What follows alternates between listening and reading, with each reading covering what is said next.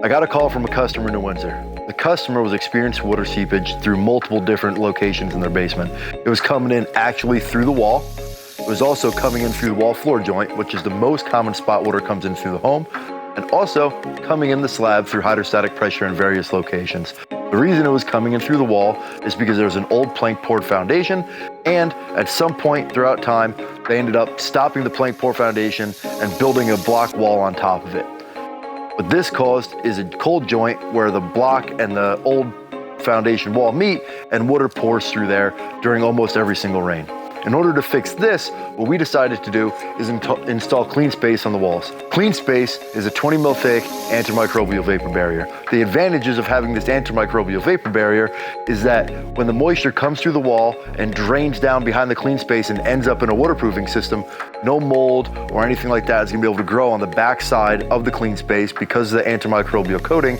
Therefore, your living environment in your basement is gonna be much nicer for years to come. Now that we've directed the water from the walls down to the wall floor joint, we need to fix the water that's coming at the wall floor joint. In order to do that, we take our WaterGuard, lay it on top of the floor that's here, and therefore any water that comes into the wall floor joint gets into the back of the WaterGuard, flows around the home into our sump pump system and gets discharged from the home. Now we need to take care of water coming up through hydrostatic pressure. In order to do that, we've installed this lateral system. What the laterals do is alleviate the hydrostatic pressure and allow the water to flow through the path of least resistance into the sump pump system, get discharged from the home. Also, if there is any water that somehow gets in between the drain mat and our new slab, it will be able to flow due to the dimples on the drain mat into this lateral system and to the basin. Altogether, this is a comprehensive waterproofing system that we can guarantee is going to keep this customer's basement dry forever.